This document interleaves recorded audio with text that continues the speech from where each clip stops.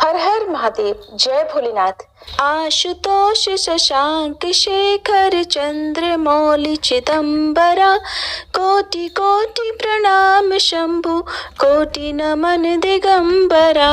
निर्विकार ओंकार अविनाशी, तुम्ही देवाधिदेव।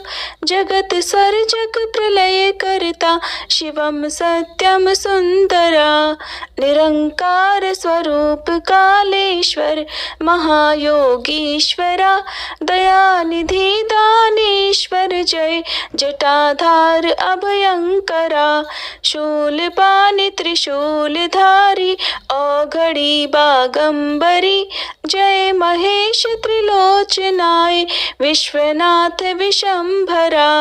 नाथ नागेश्वर हरो हर, पाप साप अभिशाप तम। महादेव महान भोले, सदा शिव शिव शंकरा। जगतपति अनुरक्ति भक्ति, सदैव तेरे चरण हो। क्षमा हो अपराध सब, जय जयति जगदीश्वरा।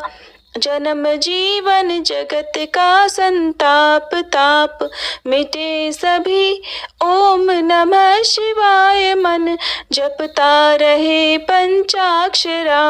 आशुतोष शशांक शेखर चंद्र मौलि चिदंबरा। कोटि कोटि प्रणाम शंभु कोटि नमन दिगंबरा। कोटि नमन दिगंबरा। श्री शिवाय नमस्तुभ्यम। आप सभी श्रोताओं को माँ शिवरात्रि पर्व की ढेर सारी शुभकामनाएं। महादेव की कृपा सदा आप और आपके परिवारजनों पर बनी रहे। तो आज के इस वीडियो में आपको सुनाएंगे शिवरात्रि व्रत की संपूर्ण कथा, जिसे आप सभी शिव भक्तों को बहुत ही प्रेम और सच्चे मन से पूरा जरूर सुनना चाहिए। शिवरात्रि व्रत की मुख्य कथा सुनाने से पहले आपको सुनाते हैं भगवान भोलेनाथ की भक्ति की एक सच्ची कहानी। और इस कहानी का वर्णन मिलता है शिव महापुराण में। वामदेव नाम से प्रसिद्ध एक महातपस्वी शिवयोगी हुए हैं, जो सुख दुख आदि द्वंद्वों से रहित, निर्गुण, शांत, असंग, समदर्शी, आत्माराम, क्रोध को जीतने वाले तथा ग्रह और गृहिणी से हीन थे। सबके ऊपर दया करने में संलग्न रहने वाले वे महात्मा एक दिन स्वेच्छानुसार घूमते फिरते बड़े भयंकर क्रौंचारण्य में जा पहुंचे। उस नितांत निर्जन वन में कोई भूख प्यास से व्याकुल अत्यंत भयानक ब्रह्म राक्षस रहा करता था। वामदेव जी को देखकर उन्हें खा जाने के लिए वह राक्षस बड़े वेग से उनकी ओर दौड़ा। उसे आते देखकर योगीश्वर वामदेव बिल्कुल भी विचलित नहीं हुए। उस घोर ब्रह्म राक्षस ने तेजी से दौड़कर उन्हें पकड़ लिया, लेकिन वामदेव जी के अंगों का स्पर्श होते ही उसकी सारी पाप राशि तुरंत ही नष्ट हो गई और उसे अपने पूर्व जन्म का स्मरण हो आया। जैसे चिंतामणि अर्थात स्पर्श मणि का स्पर्श करके लोहा भी सोना हो जाता है, जैसे जम्बू नदी में पड़ी हुई मिट्टी भी सोना हो जाती है, जैसे मानस सरोवर में आकर कौवे भी हंस हो जाते हैं, और जिस प्रकार एक बार भी अमृत पी लेने पर मनुष्य अजर अमर देवता हो जाता है, उसी प्रकार महात्मा पुरुष अपने दर्शन तथा स्पर्श आदि से पापियों को भी तत्काल पवित्र कर देते हैं। इसलिए सत्संग दुर्लभ है।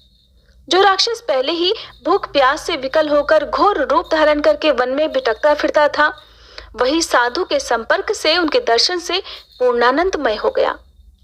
उसने योगी के युगल चरणारविंदों में प्रणाम करके कहा, हे महायोगिन, मुझ पर प्रसन्न होइए। हे करुणानिधि, प्रसन्न होइए। कहा सब प्राणियों को भय देने वाला मुझ जैसा पापात्मा, और कहा आप जैसे दयालु महात्मा का दर्शन। वामदेव जी बोले, भयानक राक्षस का रूप धारण करके इस वन में विचरने वाले तुम कौन हो और यहाँ किस लिए रहते हो? राक्षस कहने लगा, हे महात्मन, इससे 25वें जन्म पहले मैं पवन राष्ट्र का रक्षक हुआ करता था। उस समय मेरा नाम दुर्जय था। मैं बड़ा पापी और स्वेच्छाचारी था। हर दिन नई नई स्त्री का उपभोग करने की इच्छा रखता था। नित्य एक एक स्त्री को भोग कर छोड़ देता और उसे घर के भीतर रखकर अन्य स्त्रियों का अपहरण करवाता था। मेरे द्वारा भोगी गई वे स्त्रियां घर के भीतर बंद रहकर दिन रात शोक में डूबी रहती थीं। मेरे राज्य में जितने भी ब्राह्मण थे वे सब स्त्रियों सहित भाग गए। मैं सधवा, विधवा, कुमारी अथवा रजस्वला सभी तरह की स्त्रियों का हरण करके उनके साथ कुकर्म करता था। इस प्रकार दूषित विषय भोगों में आसक्त, मत्त और मदिरा पान में रत रहने के कारण मुझे जवानी में ही यक्ष्मा आदि बड़े बड़े रोगों ने घेर लिया। मंत्रियों और सेवकों ने भी मुझे त्याग दिया। अंत में अपने ही कुकर्म के कारण मैं मर गया। जो मनुष्य धर्म से भ्रष्ट हो जाता है उसकी आयु नष्ट होती है, अयश बढ़ता है, भाग्य क्षीण हो जाता है, वह अत्यंत दुर्गति में पड़ जाता है और उसके पूर्वज पितर स्वर्ग से निश्चय ही गिर जाते हैं। मृत्यु के बाद यमराज के दूत मुझे यमलोक ले गए। मैं वहां भयंकर नरक कुंड में डाल दिया गया। उस कुंड के अंदर यमदूतों से पीड़ित होकर मुझे 30,000 वर्षों तक रहना पड़ा। इसके बाद बचे हुए पाप के फल से मैं इस निर्जन वन में भूख प्यास से विकल पिशाच हो गया। पिशाच योनि में मैंने 100 दिव्य वर्ष बिता दिए। फिर दूसरे जन्म में व्याघ्र, तीसरे में अजगर, चौथे में भेड़िया, पांचवें में सुअर, छठे में गिरगिट, सातवें में कुत्ता, आठवें में सियार, नवें में नीलगाय, 10वें में मृग, 11वें जन्म में वानर, 12वें में गीध, 13वें में नेवला, 14वें में कौवा, 15वें में रीछ, 16वें में वनमुर्गा, 17वें में गधा, 18वें में बिलाव, 19वें में मेढक, 20वें में कछुआ, 21वें में मछली, 22वें में चूहा, 23वें में उल्लू, 24वें में जंगली हाथी और 25वें जन्म में मैं ब्रह्म राक्षस हुआ। इस समय आपके शरीर के स्पर्श मात्र से मेरी पूर्व जन्म की स्मृति जाग उठी है। मुझे सब कुछ याद हो आया है। आपके संग से मेरे मन में वैराग्य और प्रसन्नता हुई है। महामते, ऐसा प्रभाव आपको कैसे प्राप्त हुआ? तब वामदेव जी कहने लगे, ये मेरे शरीर में लगे हुए भस्म का ही महान प्रभाव है। भगवान शंकर के भला दूसरा कौन है जो भस्म की शक्ति को जानता हो? महादेव जी का जैसा महात्म्य है वैसा ही भस्म का भी है। भस्म के संसर्ग से, स्पर्श से तुम्हारी बुद्धि भी निर्मल हो गई। इसलिए तुम भी श्रद्धा से पवित्र त्रिपुंड धारण करो। महातपस्वी शिवयोगी वामदेव ने इस प्रकार भस्म का महात्म्य बतलाकर भस्म को अभिमंत्रित करके उसे घोर ब्रह्म राक्षस को दिया। उससे ब्रह्म राक्षस ने अपने ललाट में त्रिपुंड धारण किया और उसके प्रभाव से वह तत्काल ब्रह्म राक्षस शरीर का त्याग करके दिव्य स्वरूप से सुशोभित होने लगा। उसने भक्ति पूर्वक गुरु वामदेव जी की परिक्रमा की और दिव्य विमान पर बैठकर पुण्य लोक को प्रस्थान किया। महायोगी वामदेव साक्षात शिव की ही तरह पुनः संसार में भ्रमण करने लगे। श्री सूत जी कहते हैं, श्रद्धा ही संपूर्ण धर्मों के लिए अत्यंत हितकर है। श्रद्धा से ही मनुष्यों को दोनों लोकों में सिद्धि प्राप्त होती है। श्रद्धा से भजन करने वाले पुरुष को पत्थर की मूर्ति भी फल देने लगती है। श्रद्धा भक्ति से पूजा करने पर अज्ञान गुरु भी सिद्धिदायक हो जाता है। श्रद्धा से जप किया हुआ मंत्र अव्यवस्थित होने पर भी फल देने वाला होता है। श्रद्धा से पूजा करने पर देवता नीच से नीच पुरुष को भी फल देने लगते हैं। अश्रद्धा से की गई पूजा, दान, तप, यज्ञ, हवन और व्रत सभी निष्फल हो जाते हैं। ठीक वैसे ही जैसे बांझ वृक्ष का फूल व्यर्थ हो जाता है। जो सर्वत्र संशय युक्त, श्रद्धाहीन और अत्यंत चपल होता है, चंचल होता है, वह परमार्थ से भ्रष्ट होकर संसार बंधन से कभी मुक्त नहीं हो पाता। मंत्र, तीर्थ, ब्राह्मण, देवता, ज्योतिषी, औषधि और गुरु में जिसकी जैसी भावना होती है उसे वैसे ही सिद्धि प्राप्त होती है। इस विषय में एक अत्यंत अद्भुत उपाख्यान बतलाया जाता है जिसे सुनने से सभी मनुष्यों के मन की अश्रद्धा तुरंत ही दूर हो जाती है। उनके मन में श्रद्धा जाग जाती है। पूर्व काल में पांचाल देश के राजा के सिंह केतु नाम से विख्यात एक पुत्र था जो सभी उत्तम गुणों से युक्त और सदा क्षत्रिय धर्म में लीन रहने वाला था। एक दिन महाबली सिंह केतु कुछ सेवकों को साथ लेकर शिकार खेलने के लिए वन में गया। राजकुमार का कोई सेवक जो भील कुल में उत्पन्न हुआ था, शिकार की खोज में इधर उधर घूम रहा था। उसने एक टूटा फूटा गिरा पड़ा पुराना देवालय देखा। उसमें चबूतरे पर एक शिवलिंग पड़ा हुआ था जो कि पीठ से टूटकर अलग हो गया था। वह शिवलिंग सीधा और सूक्ष्म था। शबर अर्थात भील ने उसे मूर्तिमान सौभाग्य की तरह देखा। पूर्व कर्म से प्रेरित होकर उसने उस शिवलिंग को बड़ी तेजी से उठा लिया और बुद्धिमान राजपुत्र को दिखाया कि प्रभु देखिए, ये कैसा सुंदर शिवलिंग है, मैंने इसे यहीं देखा है। मैं आदर पूर्वक इसकी पूजा करूंगा। आप मुझे बस पूजा की विधि बता दीजिए, जिससे मंत्र न जानने वाले मुझ जैसे पुरुषों के द्वारा भी की गई पूजा से भगवान शिव प्रसन्न हो जाएं। निषाद के इस प्रकार पूछने पर परिहास कुशल राजकुमार ने हंसकर कहा, शिवलिंग को शुद्ध आसन पर स्थापित करके सदा संकल्प पूर्वक नए जल से अभिषेक करो। शुभ गंध, अक्षत, वन के नए नए पात्र, पुष्प, धूप, दीप आदि के द्वारा पूजन करें। चिता का भस्म चढ़ाएं और अपने भोजन करने योग्य अन्न के द्वारा ही भगवान को नैवेद्य लगाएं। पुनः धूप, दीप आदि उपचारों को अर्पित करें। यथा योगी नृत्य, वाद्य और गीत आदि की भी व्यवस्था करें। फिर नमस्कार करके विधि पूर्वक भगवान का प्रसाद ग्रहण करना चाहिए। ये मैंने तुम्हें शिव पूजन की बिल्कुल साधारण विधि बतलाई है। अपने स्वामी के इस प्रकार उपदेश देने पर चंडक नाम वाले उस शबर ने उसे सादर शिरोधार्य कर लिया और घर आकर लिंग मूर्ति महेश्वर का हर दिन पूजन करना शुरू कर दिया। वह प्रतिदिन चिता भस्म का उपहार भेंट किया करता। अपने लिए उसे खुद जो जो प्रिय वस्तुएं थी वो सब गंध, पुष्प, अक्षत आदि पहले भगवान शिव को निवेदित करता। उसके बाद वह भगवत प्रसाद को स्वयं ग्रहण करता था। इस प्रकार वह पत्नी के साथ भक्ति पूर्वक महेश्वर की पूजा में संलग्न रहा। इस आराधना में उसे कई वर्ष बीत गए।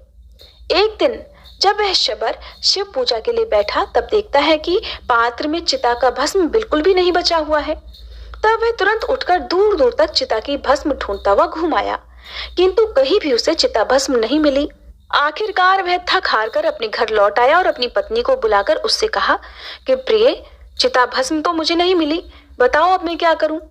आज मुझ पापी के शिव पूजन में विघ्न पड़ गया। पूजा के बिना मैं क्षण भर भी जीवित नहीं रह सकता। अपने पति को इस प्रकार व्याकुल देखकर शबर की पत्नी कहने लगी, नाथ डरिए मत, मैं एक उपाय बताती हूँ। ये अपना घर बहुत दिनों का पुराना हो गया है। मैं इसमें आग लगाकर उस अग्नि में प्रवेश कर जाऊंगी। इससे आपके लिए बहुत सी चिता भस्म तैयार हो जाएगी। सुनकर शबर बोला, प्रिय, ये मानव शरीर ही धर्म, अर्थ, काम और मोक्ष का सबसे श्रेष्ठ साधन है। इस नव यौवन संपन्न सुखोचित शरीर को भला तुम क्यों त्याग रही हो?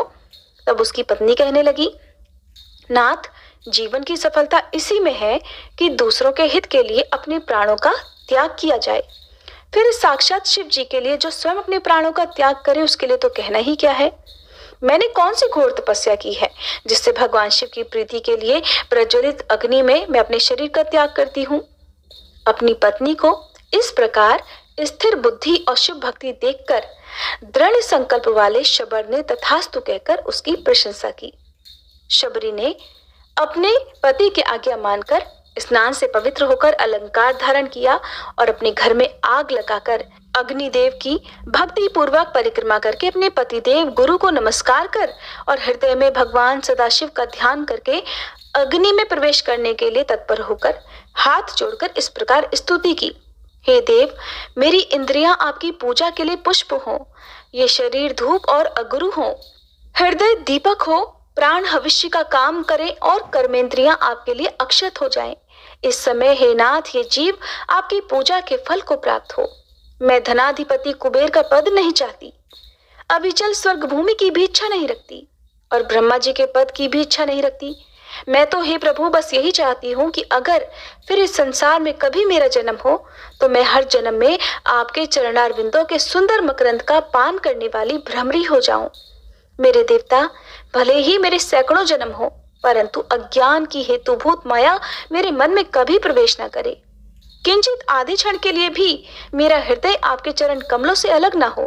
हे महेश्वर, आपको नमस्कार है, आपको नमस्कार है।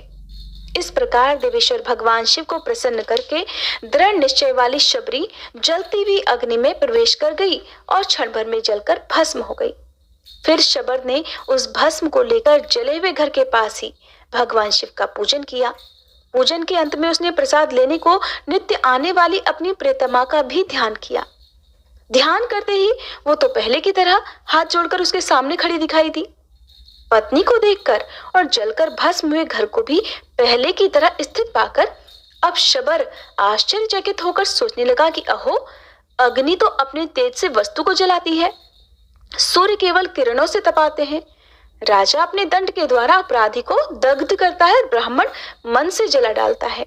मेरी पत्नी तो प्रत्यक्ष अग्नि में ही जल गई थी, फिर भला ये जीवित कैसे हो गई? पता नहीं ये स्वप्न है या फिर भ्रम में डालने वाली कोई माया है। इस प्रकार विचार करते हुए शबर ने अपनी पत्नी से ही पूछा कि प्रिय, तुम तो अग्नि में जलकर भस्म हो गई थी, फिर यहाँ कैसे आ गई? और ये जला हुआ घर भी पहले की तरह खड़ा कैसे हो गया? तब उसकी पत्नी कहने लगी, जब मैं घर में आग लगाकर उसके अंदर प्रविष्ट हुई तब से अपने आप की मुझे कोई सुध ही नहीं रही। न तो मैंने आग देखी, न लेश मात्र भी ताप का अनुभव किया। ऐसा लगता था मानो मैं जल में घुसी हूँ। मैं आधे क्षण तक गहरी निद्रा में सोई सी रही और अब क्षण भर में जाग उठी हूँ।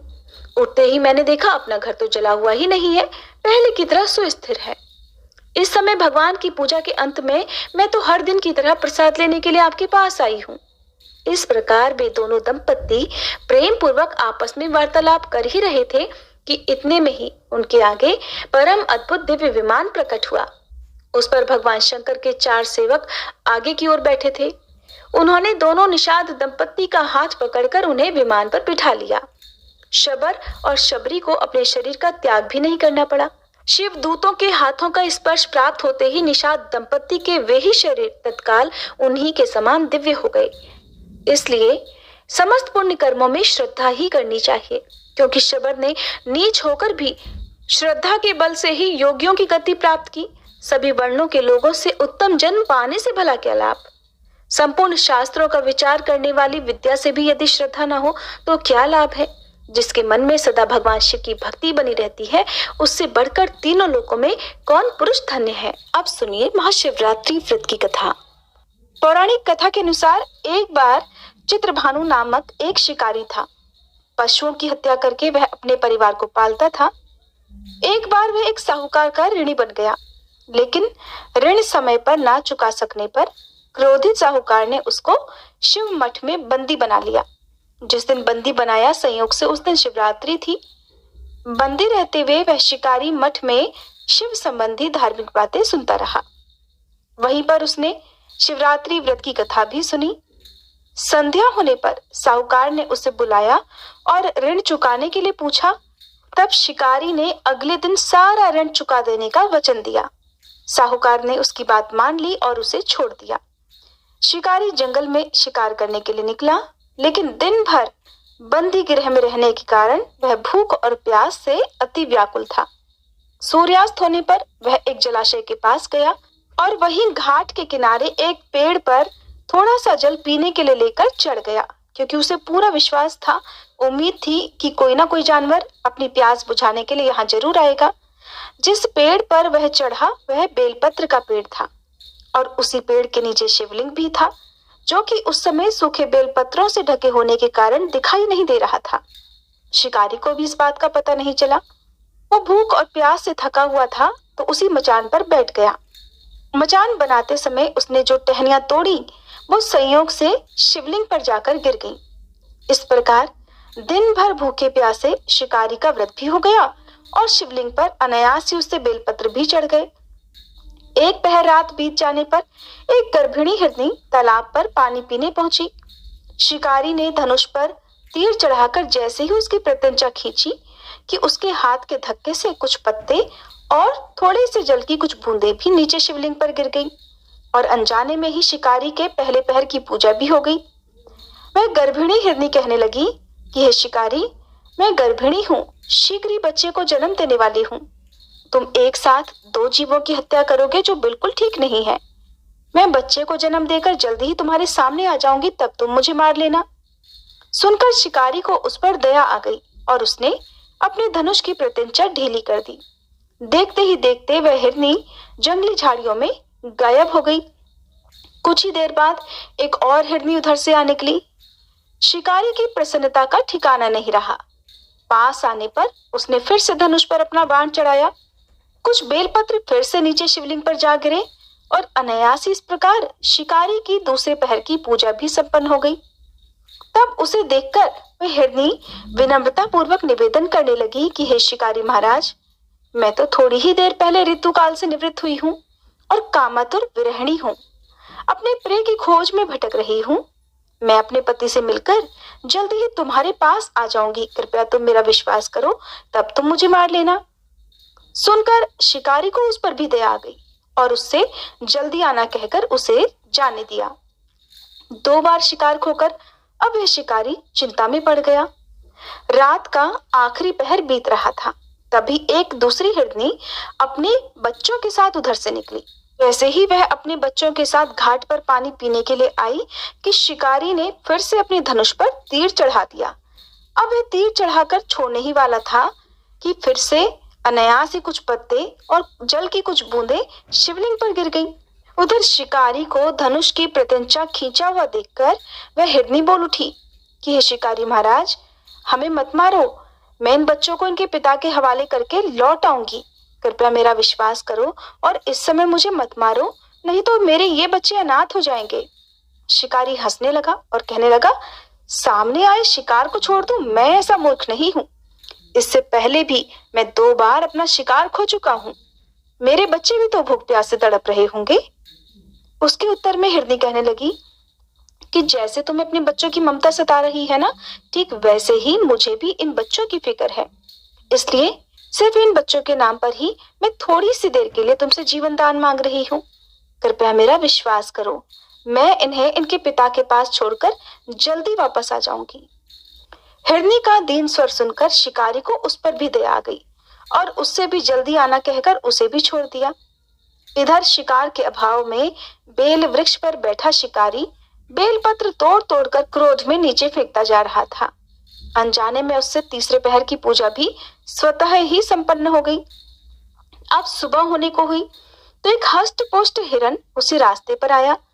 अब तो शिकारी ने सोच लिया कि इसका शिकार तो वह अवश्य करेगा, इसे किसी भी प्रकार वह जाने नहीं देगा। इधर शिकारी की तनी प्रत्यंचा देखकर वह हिरन समझ गया कि ये शिकारी मुझे जरूर मार डालेगा। फिर भी उसने विनती करते हुए कहा कि भाई, अगर तुमने मुझसे पहले आने वाली 3 हिरनियों और उनके साथ छोटे छोटे बच्चों को भी मार डाला है, तब तो तुम मुझे मारने में भी बिल्कुल देर मत करो, ताकि मुझे उनके वियोग में एक क्षण भी दुख न सहना पड़े, क्योंकि मैं उन हिरनियों का पति हूँ। और अगर तुमने उन्हें जीवन दान दिया है तो मुझे भी कुछ क्षण का जीवन देने की कृपा करो। मैं वचन देता हूँ कि उन सब से मिलकर मैं जल्दी ही तुम्हारे सामने उपस्थित हो जाऊंगा। हिरन की बात सुनकर शिकारी ने सारी बातें उस हिरन को सुना दी। इधर जैसे ही शिकारी ने फिर से प्रत्यंचा खींची थी कि अनायास ही फिर से कुछ बेलपत्र और जल की कुछ बूंदें शिवलिंग पर गिर गई। अनजाने में ही चौथे पहर की पूजा भी उससे संपन्न हो गई। सारी बात जानकर हिरन कहने लगा, हे शिकारी महाराज, कृपया मेरा विश्वास करो। मेरी तीनों पत्नियां जिस तरह से तुम्हें विश्वास दिलाकर गई हैं, वे मेरी मृत्यु के बाद अपने धर्म का पालन बिल्कुल भी नहीं कर पाएंगी। इसलिए जैसे तुमने उन्हें विश्वास पात्र मानकर छोड़ा है, वैसे ही मुझे भी जाने दो। मैं उन सब के साथ तुम्हारे सामने जल्दी ही उपस्थित हो जाऊंगा। दिन भर उपवास, रात्रि जागरण और शिवलिंग पर बेलपत्र चढ़ने से उस क्रूर शिकारी का हिंसक हृदय निर्मल हो गया था। उसमें भगवत भक्ति का वास हो गया था। उसका कठोर हृदय अब कोमल भावों से भर गया था। उसके हाथ से धनुष और बाण छूट गया और उसने उस हिरन को भी जाने दिया। किंतु वह क्या देखता है कि थोड़ी ही देर बाद वह हिरन अपने पूरे परिवार सहित उस शिकारी के सामने उपस्थित था। इसलिए उपस्थित था ताकि वह उनका शिकार कर सके। किंतु जंगली पशुओं की ऐसी सत्यता, सात्विकता और आपसी सामूहिक भावना देखकर उस शिकारी को खुद से बड़ी ग्लानि हुई। उसकी आंखों से आंसू की झड़ी लग गई। उस हिरन परिवार को न मारकर शिकारी ने अपने कठोर हृदय को जीव हिंसा से हटा लिया था, सदा के लिए कोमल और दयालु बना लिया था। उधर देवलोक से समस्त देवतागण भी इस घटना को देख रहे थे। उसके ऐसा करने पर भगवान शंकर ने प्रसन्न होकर तत्काल ही उसे अपने दिव्य स्वरूप का दर्शन करवाया और उसे सुख और समृद्धि का आशीर्वाद देकर गुह नाम प्रदान किया। ये वही गुह था जिसके साथ भगवान श्री राम ने मित्रता की थी। इस प्रकार भक्तजनों, महाशिवरात्रि पूजन की पौराणिक व्रत कथा समाप्त हुई। प्रेम से बोलिए ओम नमः पार्वती पते, हर हर महादेव। दोस्तों, आपको ये कथा कैसी लगी कृपया कमेंट करके ज़रूर बताएं। वीडियो पसंद आया हो तो लाइक करें और अपने दोस्तों के साथ शेयर करें। ऐसी ही और भी बहुत सारी कहानियों को सुनने के लिए चैनल को सब्सक्राइब ज़रूर करें। धन्यवाद।